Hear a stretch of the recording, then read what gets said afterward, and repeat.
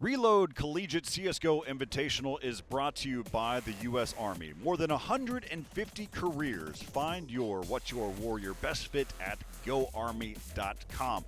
We are here at the Esports Stadium, Arlington. It's been a crazy 40 days, almost 2 months of craziness that has been going on across the world. But we're able to help out and be able to deliver content like this to the collegiate scene, what was really important for us. But those for you that are just joining in, I'm Corey Dunn. I'm joined here with Jonathan O, and we're taking into our third matchup of the day, because UConn was able to get us back on schedule. Thank you.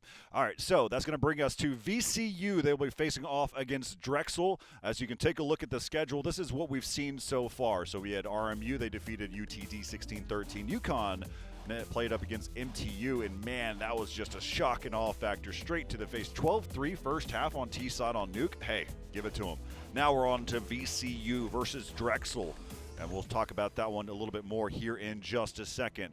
Our next matchup after this one will be Kennesaw versus Purdue. So they'll be in the waiting for their matchup that should be starting at 3 p.m. Central.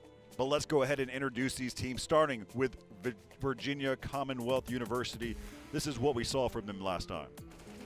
Yeah, we saw them playing against Georgia Tech, and that is on Nuke. As you see, it was 16-14 in their favor, so it got a little bit dicey as we saw Georgia Tech ultimately being eliminated from that. But as we recall, Chaz being a huge impact on that AWP, and towards Ivy as well as Wolfeye was one of those players that came in clutch towards the end. Blur, I believe, was one of those players we saw flanking a lot. Oh, yeah. It's been a little bit since we've seen them. It's been since the 29th of April. So that's exactly the day that they played last, and here we are playing against Drexel now. Yeah, so you look at the roster, you've got AK the Virus, you've got Blur, which we haven't updated his photo because it's so perfect. Then we've also got Chaz, we've got Leprechaun, as well as Wolfeye coming in here for VCU. So we'll be making more notes about this team and how they played, because they had a really good series. Go take a look at their group and where they came from. So VCU, number 1 seed in their Group C. They, of course, had a bye. This is the matchup that was a 16-14 that I was talking about. Then what we saw was VCU, they played against Georgia Tech. Georgia Tech had defeated Pittsburgh 16-4 in that game, and so they moved on. They played against VCU, and which we'll see Pitt later on, but Pitt ending up winning that best of 3. We'll talk about that matchup later. That was pretty crazy to see. But VCU here winning that one 16-14 over Georgia Tech, and it was a tight one. It was a close one. So we'll pay attention to that a little bit more. Now let's look over on the other side for Drexel. So Drexel, this is what we saw from their matchups. We saw a lot of good play out of them, pretty good team play overall, and that's the man to keep your eye on is Febreze. We even had the opportunity to talk with him, and every time he's been utilized by his IGL, it's just, hey, go find something and go kill it. He is the guy to do the job. He was the guy leading the server pretty much in every single map for them, as we saw David on the AWP. A nice hold here from Styx on our favorite map of Overpass, and there you have it. Febreze once again finding 1, finding 2, and finding 3. So absolutely stellar performances from him on any maps, and nice jump there on the side of Train. There's the lineup. We see David, Febreze, Styx, Vizo, and Neo's Dragon. Yeah, so looking at this roster, we saw Febreze, who was just in your face all the time. We talked to him briefly as well during his game. I mean, he was just super aggressive, but that's what he's told to do. He doesn't change up. Of course, he talked about it a little bit with us as well, is that sometimes, you know, he feels like maybe he should not be as aggressive whenever it's not working. And I gave him the criticism is, don't change it. Let your IGL make that call. You be you, and that's what we should be expecting from these players in the IGL, making the call out saying, you know what? Reel it in a little bit. You're just not as effective when you're winning those bomb sites. And that's what happened whenever they were playing against some other teams like Northeastern. And so that matchup against Northeastern, that was a 16-6 game. Let's go and take a look at the brackets and see how that one played out. So you can see Drexel, they had a really good start against Champlain College, and where they ended up playing on Mirage. That was a 16-5 game, and what we talked about, I actually made a note about this on their matchup for Drexel. Team. I didn't say Febreze, I didn't say Styx, I said team. and that's how they played in their very first matchup of the day. And I think Drexel, as that was on Mirage, I think that was a team that also threw a lot of smokes and set that up as well. So you saw them actually choke off the middle point of the map and basically allowed them to have that flex as they went through. Now we look at it later on. Of course, they get defeated by Northeastern. That was a 16-6 game, but Valens came out to play, and it was just really, really good play coming in for Northeastern. So that was a tough matchup for them. That was actually, as I'm trying to make a note, don't see it, that was on Overpass on that matchup that ended 16-6. And then Drexel had UTD JV to play against, and that one ended up going in favor of Drexel. That, of course, you had 16-6 and 16-10. It's just Drexel had control over both of those series. Both first halves were 5-10 in favor of Drexel, and so we'll see how this one plays out. Now, as we take a look at the pick bands, this is the way it lays out for these teams. VCU coming in at the higher seed, they elect to be the team that picks second or bans second. So they have the latter pick. But Drexel, they ban Inferno, they ban Nuke, and they ban Overpass. And so we'll take a look at those as well. Mirage was banned by VCU. Then we've got Vertigo was also banned. That left Train and Dust 2. So VCU ends up selecting Train by banning Dust 2. What are some of your thoughts here looking at this one? Because seeing Train, this is what we were excited about, because we knew we were going to see some changes coming in as we get into the actual playoff bracket. But what's some of the things that you're taking a look at? Well, we've seen Drexel on Train before. They closed out the series with UTD JV 16-10 into their favor. As we look back at that set, once again, it looks like it was the Febreze show, as we keep mentioning that name. We even had a clip of him where he was able to jump from the A-bomb site over to the connector, jumping on top of that, finding a pick there. So, if anything I remember from that match is that they were very comfortable on Train. They liked walking the double AWP setup, and ultimately it was pretty clean for them. And if I remember correctly, when we saw VCU, it was on Train against Georgia Tech. That was the 16-14. Little shakier, but ultimately it seems like that's a map that they're comfortable with. So it seems like both of these teams are going to be very comfortable. Obviously, if you're VCU, you're watching all the sets that they played, and you're keeping your eye on Febreze, seeing how he plays, sees how to potentially counter him and keep the KDA on his side a little bit lower, trying to keep him under control. And I think that'll be. We'll see how the name of the game is. As you mentioned, Drexel is one of those teams that you called out was their team play was fantastic. So even if they're able to contain Febreze, let's see how they're able to contain the utility and contain the team play, as both these teams, like we mentioned, seem pretty comfortable on Train. Absolutely. So players are joining into the server. They're already there, so now they're going to go ahead and get themselves situated before we get things started. So far, the way that as we've seen is both the number one teams that made it out of each group have now advanced through. So now we are heading into this one. Will VCU dominate over Drexel? I don't know. This is where as we start to get towards the middle of the bracket, that's where I start to think that we're going to see a little bit different. Actually, as we go down the bracket, I'd say more so as we go down the bracket, we'll actually see some of these latter matches will actually make a difference of how close these games may be. Of course, we started off with the highest seed versus kind of with the lower seed side, so we'll see how this one plays out coming into it, though. Yeah, we sure will. So I'm excited to see this matchup.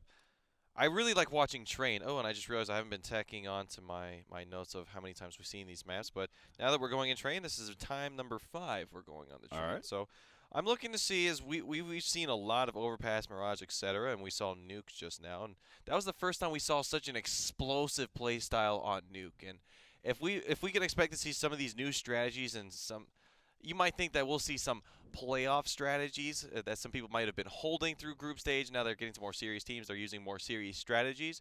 We'll have to see, but I'm absolutely excited to see what each team has to offer now. I don't know if we see it round one. It's really a matter of what their confidence level is. So I think like a team like RMU, I think a team like UConn, I think that they probably were like, okay, let's get a feel for it. Do we? And this is all in-game leaders. I don't think all 5 players are thinking the same thing. I think they're just playing their game and being told what to do, and that's the right way to play. So that way you're not having to think about too much. Whenever you have too many in-game leaders and others that are kind of like conflicting, it's always better to have one point of contact that controls how the game is actually being played. So now it looks like we're waiting for one more player to join back into the server.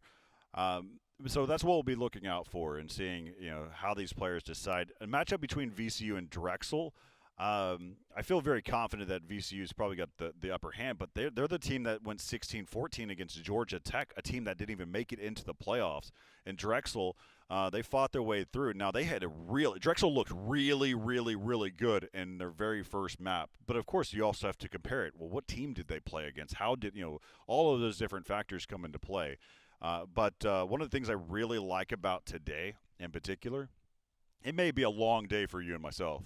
But the reality is what we see for these players, they only have one map today. And that's all they have to be concerned about whenever they're playing the series. That is true. And so that one map that they played that was not so good in their side of the bracket was Northeastern, which is a team that we expect to go very far in this tournament. So not as surprising to see such a performance, especially in group stages. Once again, we're talking about it's where you're trying to just scrap your way through to get to the playoffs, and that's when you start really studying. So I think Drexel's got a lot to offer into the set. As I do agree with you, I think VCU might have the upper step here. There is something to keep out, though, as if it starts getting dicey in their favor. You mentioned it perfectly. Georgia Tech was the team that was eliminated in their group, in which took VCU to round number 30 on the train. So we're waiting for the players to be able to get back in here. Now, of course, we just had an update that happened last night. That update has, of course, helped us as spectators, as observers. So we have full insight of what's been going on. And really, let's be honest, as commentators, the way it's always been, we look at two things. We look at the minimap, and we look at the kill feed. And those are basically I'm just kidding. That's the way it used to be, though. So we've got a lot of information that's coming from both of those areas. That helps us out. But another update that also kind of made an impact is also the third-party models, and so we're adjusting for that as well. So the players are having a little bit difficulty playing with these third-party models in our game, so we'll be able to adjust those as well. So that's what we're standing by for right now. So no pressure, no rush in terms of how this is going. Playing on a map like Train, though, it is a CT-sided map formally, and so we'll see Drexel. If I'll get my team to tell me which team chose which side, so we can talk about that for a little bit too. I think if you're on the side of Drexel, you probably want to start on the CT side. If I just had to make a gut guess, you're going into this knowing that VCU is the higher seed. Yep. You had a longer run through your lower bracket. You had a little bit of a tougher time against some of these teams. They got it showing on Train, and I believe they started on their T side pretty fast, and they were able to close it out on their CT. I don't exactly remember, but if I'm in this position, if I have my back against the wall, I'm wanting to start on that CT side, just as you mentioned. And the same fashion that we saw in the last map with MTU, they probably wanted to start on their CT side, but they just got completely blindsided by the likes of UConn and just starting so fast and so aggressive. We didn't see any of that coming out from last time when we saw VCU on Train. We didn't see very aggressive or very fast hits. We saw a very impressive gunplay, and we saw a very impressive utility and overall team play. A very sharp team, obviously, as they are the top seed in their bracket. But this is the playoffs now. Those storylines we were building up, well, this is the top seed in this bracket. This is the top seed in this bracket. The only team we can say that now is about RMU. Yep. Yeah, so, man, waiting for this to get fixed here a little bit longer. But so one of the things is for those that don't know, for all of our best of ones, the side is chosen by a knife round. So when we do our best of ones, it's not necessarily one team gets to select the side at the end. That's based off of our current rules that we have that are here. So we'll find out a little bit more about which team is going to be starting on which side during the knife round. But we still are waiting. Of course, now we're in this unique situation because we may have to also redo the server in case this takes too much longer. It looks like the players are dropping out now. It looked like they actually did the knife round 4v4, and that Drexel was starting on the CT side, and they just opted to pause the match round one and let their players join back in. But I see the players all leaving now. Yep. Yeah, they're going to start over into another server. So it's only downside to certain aspects of it is you have to re-queue because the server's like, wait a minute, some events have not happened, and we're not going to keep this server available for you in case you actually start something. And so that's where we're actually seeing this game being restart. But we should be in good situation here in just a moment. All right. So we'll see what happens. Of course, we've seen a few different updates that have happened. That's what we were talking about, and so we're having some challenges right now with the models of the players, and it is kicking out players. So we'll stand by right now and see what we have as we're getting into. We're going to re-queue this game. and get set up here in just a moment. So we've talked about a lot, so I'm not a big fan of filling content unless we've got content. So we're going to take a quick break here while we wait for VCU and Drexel to get back into the server, get all set up. We'll talk with them, but stand by with us. For those of you that are in chat, I'll be taking a look at chat as well, so if you have any comments or questions and things, I'm all for it. But also make sure you get your friends to be joining into Twitch chat as well. So we'll be back here in just a moment. VCU versus Drexel. That's our next matchup of the day. We'll be coming back with more of that after this. All right, so we're here. We're back here at the Esports Stadium, Arlington. We've waited for forever all the teams to get their skins fixed. Appreciate Sticks for helping out as well, kind of sharing the fact of what they need to do to make those adjustments. But here, let's go ahead and hop into the game. We're on train. We went through all the process. We did the whole glitz and glam of what these rosters look like. So now it's time for some gameplay. We're here on train, and we've got VCU starting off on the counter-terrorist side. They already went through their knife rounds, and this is where we ended up. And out of the gates, Chaz is going to start things off. There's AK the Virus, who's also on the site, and they are locking down. Oh, my goodness. Drexel just ran into a wall. Yeah, they absolutely did. So it started off with Chaz getting a blind kill headshots, and I just once again want to just highlight the indicators that Valve has added into the game starting today. And we're going to see that nice hold there. As you mentioned, the wall is what they saw coming out. And that ended the round just like that. So already a hot start here for VCU. We're seeing rifles in their hands now. So Breeze has found his way towards Ivy. If he's able to win this bout against Chaz, then this will open up the map for them, because Chaz, we saw, was the anchor on that Ivy site. This time we're seeing it's Leprechaun, or Lep, as we see today. Yeah, we'll still call him Leprechaun. Leprechaun, excuse us, yes. There's a play on his words on his name, as AK the Virus finds Vizo. Mr. Chronister. Ooh, David. Goodness. Little one tap. Of course, the scoreboards are going to be a little off a little bit just because of the circumstances of players joining and mixing and just going around. So it currently says that he's 1 and 2. He's actually 2 and 2 right now. Oh, and actually, that's also wrong. It should be 2 and 1 right now. So we'll see. As I start to head here towards the inner bomb site, Blur has found himself one. Oh, he takes down another, and he's just tapping away. Bomb's getting planted by Febreze. We saw this last time from Blur. He was that B bomb site player. Able to do work now, but not able to stop the bomb from going down. Oh my goodness, Febreze finds himself a nice shot, and that's another nice shot from Neo's Dragon. This can be their round. All if they do is find one more. He's going to play it smart as Neo's Dragon. He's going to try to take it slow. Not trying to give away too much information, not trying to give him too much time to work with. As he's now pushing forward and perfectly played here, almost landing the shot, hitting him and almost right in the chin. Oh my goodness, he might have taken two. Oh, he found a kit. Okay, I was about to say, I'm not sure what he was going for, but he picked up the kit that was in the hands of his fallen teammates, and they're able to pick up round number 2, VCU. Making it expensive, however, is Drexel as they find the bomb plant. That will earn them some extra money going to this round number 3. Yeah, you got to be feeling good. I mean, you had Febreze who had a quick 1D. You had David who had a 1D. You had Neo's Dragon who had a 1D in that round. So you got players that are proving themselves. So again, we will not necessarily be paying attention to the KD. We'll be paying attention to the general number, not the number itself, so we can make assessments of how this game is going throughout. Always want to tell the full story, not just the sample size of it. Even though we saw Febreze, once you start getting to the 30 number range of kills, that's where you can start telling that story. At that point, you're kind of taking over the server for your team. We'll have to keep an eye out on that.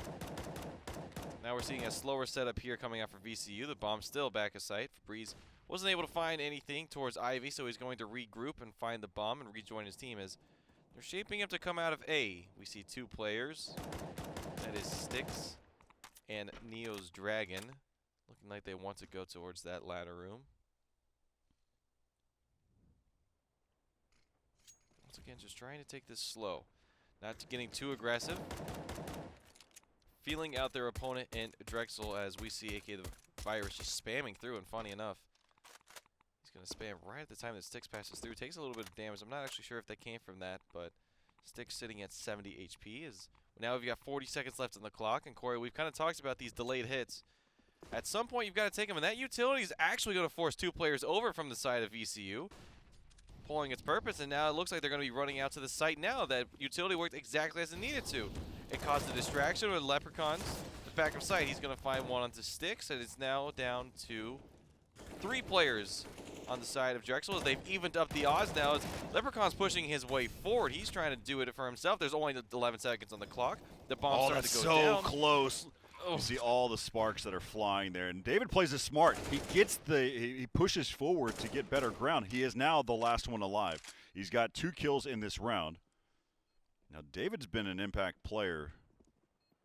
And there's the fake, and now of course they know where he's at. And Wolfeye with the scout. And so you have it 3-0 now in favor of VCU. Good retake there. I would say Leprechaun, absolutely the difference in what that was is he pushed very far forward, making it uncomfortable, not knowing where he was at. David was able to get the bomb down just in time. Blur not quite connecting with the spray through the smoke. And that one's going to be in rounds number 3 on the board, and Pistols coming off at the side of Drexel. All right, let's see what we've got. They're spread throughout the map. They dropped the bomb down the stairs. It rolled all the way down the stairs. And that nade's coming in. David and Vizo. Ooh. They said, oh, that's what shrapnel feels like. As Vizo at 28 and David at 40.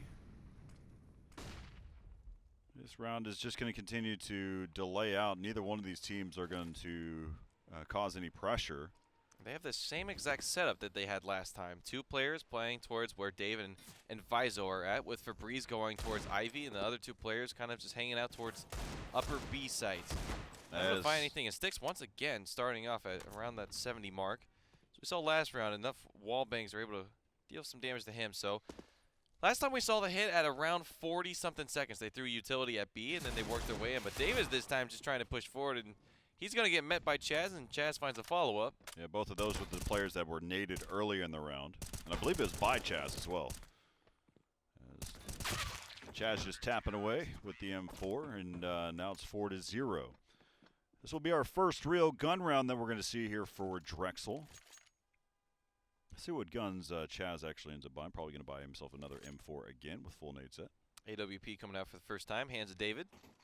See what he can do with it. There you go. So Wolfeye ends up getting an AWP. I actually didn't see. I think that he actually bought himself the AWP and dropped the AK for Chaz.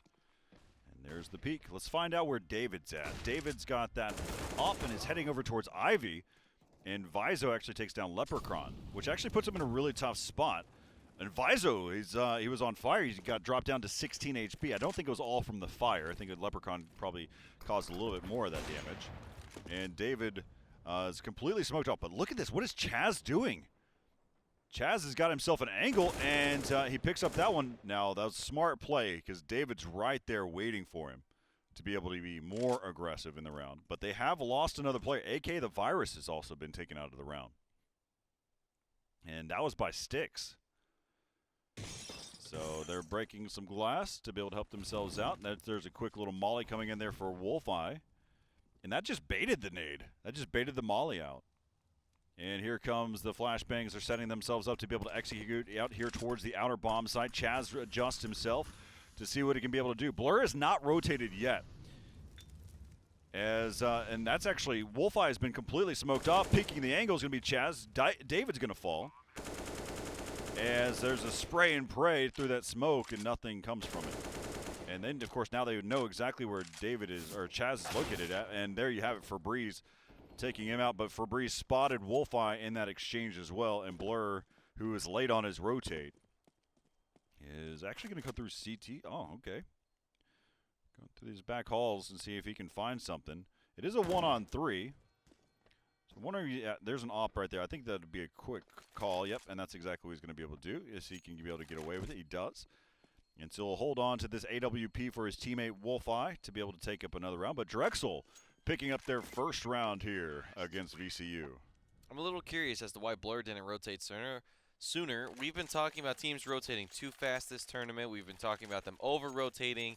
And in that circumstance, there was players going out onto the A bomb site. Utility was being thrown. They were looking like they were about to take the site, and then we saw Blur still holding tight onto B side. So whether they thought they were going to be able to retake or not, I think Blur, he anchored down, that's for sure, and then wasn't able to assist his team. But now, would that make the impact? We're not sure. Just, I think moving forward, we'll just have to see if Blur is able to rotate faster or if he decides to stay on that site. As now David's fighting towards Ivy, he's going to spot 2 of them. Yeah, John, in just talking about Blur, he just needs to get back to, to Z quicker.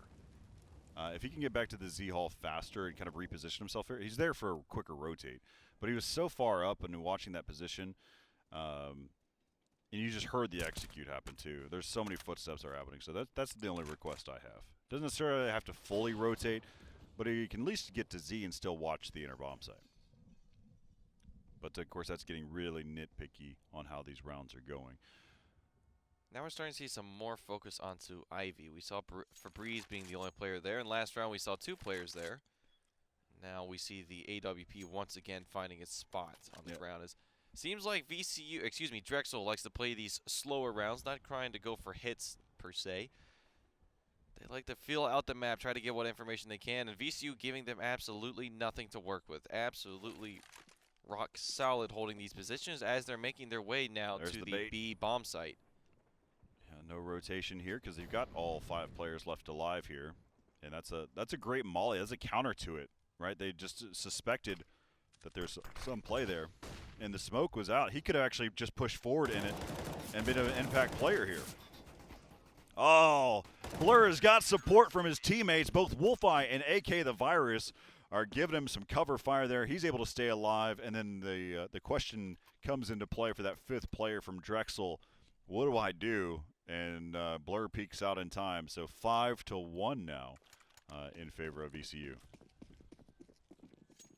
I think VCU's got to start attacking. They got to start hitting hard. They need to try to ride this momentum. Yes, Drexel, that is correct. Thank you.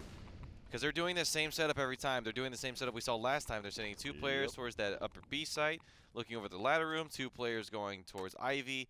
A slow hit, and we saw last time, Corey, they basically had to commit with 20 seconds on the clock as they obviously don't have time to do anything else. Styx now finding his way towards Ivy with Vizo. 2 different players now. We saw Styx and Vizo, actually the players playing towards that A site, and it seems like they're doing the same strategies. They're just putting people in different places. As we're seeing Febreze there in the ladder room, pop dog as some might call it.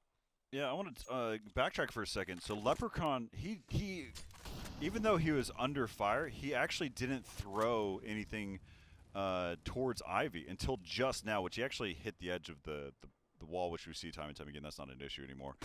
But he didn't throw any utility once he peeked, and that's what he thought about doing. And it actually worked out because they didn't push. They didn't play aggressive on that position. And so now you've still, he's got wasting all this time.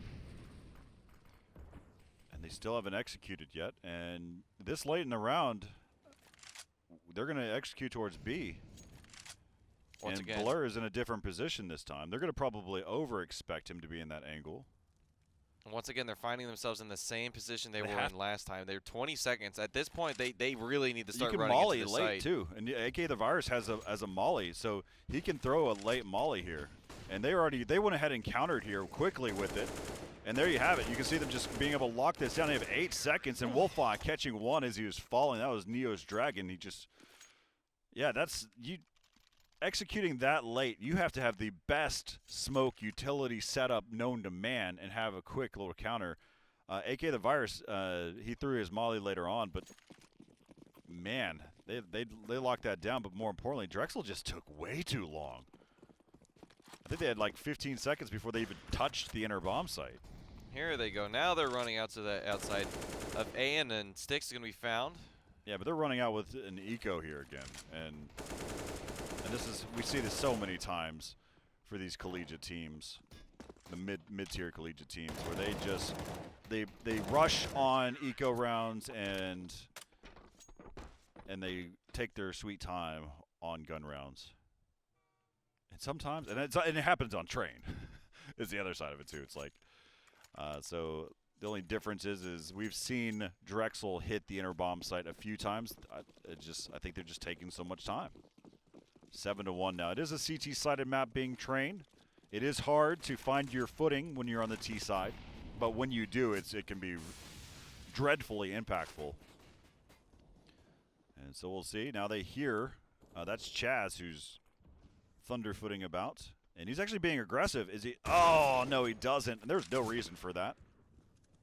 No reason for him to give up his life there. And Febreze will be taken down by AK the Virus. And just like that, VCU is taking the man advantage. Oh, and just like that, it's swapped. Yeah, look at that. They're fighting towards Ivy. They still like fighting towards that position. They do not have the bomb. They're going to get this bomb site. They've got a minute and 10 seconds to work with, but that's going to allow the rotations to come through. So as we see Wolfeye and AK the Virus, one player. Oh, AK the Virus taking a lot of damage in that ladder room. Yep. Started at 100, so that is 74 damage that he wished he could have back. And Wolfeye with that AWP holding from Z-Hall. As we now see the bomb coming through Ivy, they feel comfortable with that position. That's where they came from. Ooh, he's going to spot one. He's not able to find any of the shots. He's going undamaged as Vizo. It's a 1v3 situation for this AWP and no kit. They've got a lot of money, so he might want to go for it. But I think the biggest part there is he has no kit. And this is not the retake a gun. He's going to find one, but that's going to reveal his position. He looks towards ladder room, doesn't find anything. And he hears the glass shatter, and that's Styx, who's able to put 2 on the board for Drexel. Yeah, Styx was there from the very beginning, before even his teammate even picked back up the bomb near T-spawn. So Drexel finding another round here on the board. And a dual AWP setup coming out now for the side of VCU, which leaves AK the Virus on only a deagle. Let's see, double ops coming out. Oh, the timing. Watching the wrong angles at the wrong time. I guess the right time. You get one. As Chaz, he gets himself one, but quickly traded. And watching a tight angle is AK the Virus. And sometimes, oh, but look out, Leprechaun. You're going to be so lethal. So lethal. Is he going to play? Oh, yeah, he does. He pushes up there. Now it's down to Neo's Dragon, 1-on-2. They know exactly where he's at. Playing this together, team shooting is what's going to come into play, and it does. Blur picking up the last one. And Drexel is only able to pick up one round before losing the next one. Interestingly enough, they had the chance to save both the AWPs, and they only take one of them. So maybe not liking that setup, but okay, I was about to say, please, AK the Virus, buy a gun this time. He had $3,000 left in the bank. Could have bought something. I mean, it might have been an SMG, maybe not an M4, but I think it might have been better than a Deagle. As Wolfeye is going to find Febreze right off the bat. Coming out fast. Yeah, sometimes it's okay if you only have 3K. You don't necessarily have to buy an SMG. If you're feeling it, you can go with the Deagle only.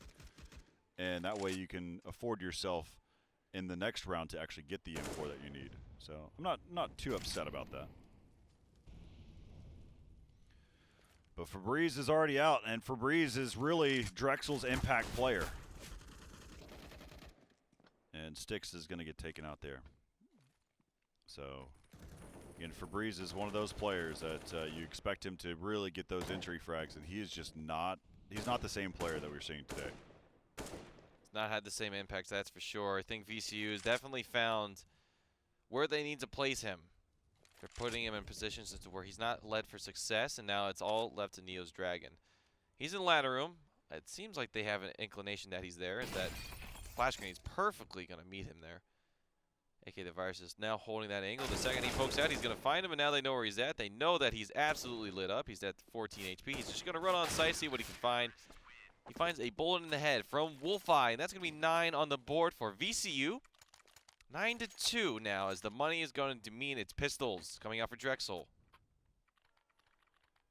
Not a hard start from them, but as we've brought up, Corey, we've seen we've seen Train as bad as halves of 12-3, and we've seen that those teams who are on 3 come all the way back.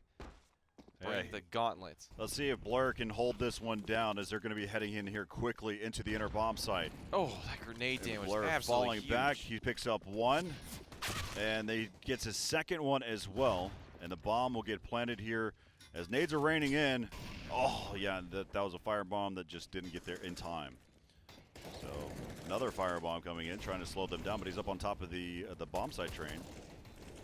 And that's going to do it. We'll have to wait for this fire to deplete. And now they get to defuse. 9-2. Now it's going to advance to 10-2 in favor of VCU.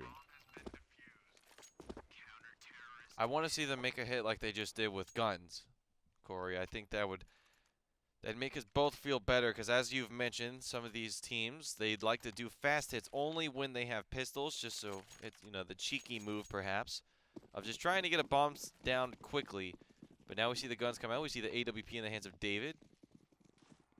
Looks like Febreze wanted to run towards Ivy, but his team called him back, and he's going towards B. Now seeing Styx making his way towards Ivy quietly. Dave is the lone representative, and oh my goodness, all of that utility being used on him. AK the Virus actually had a forward position to try to catch him out. Blur is going to go down from an aggressive push there Styx is going to go down in the hands of Blur. Vizo is going to go down now. As AK the Virus, once again, in his very forward position, is now going to get flashed in. He's going to see him running away. He sees the AWP, and he sees the bomb, most importantly.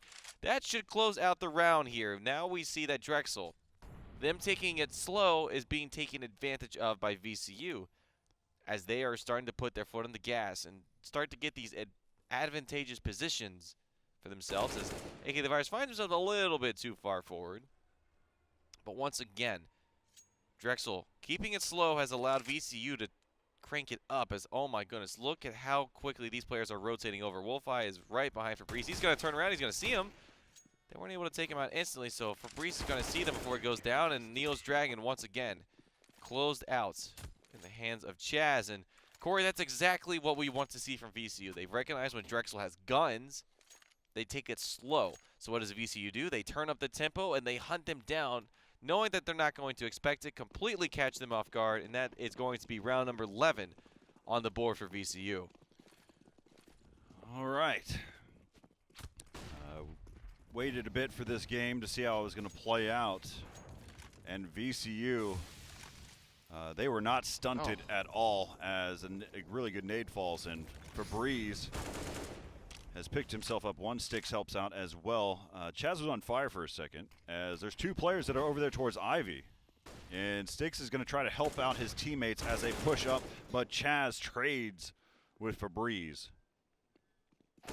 A nice shot by Febreze. There you go. That's exactly what you need to happen for this team. But peeking out is going to be Blur, and here it is. And that's going to do a great shot by Blur.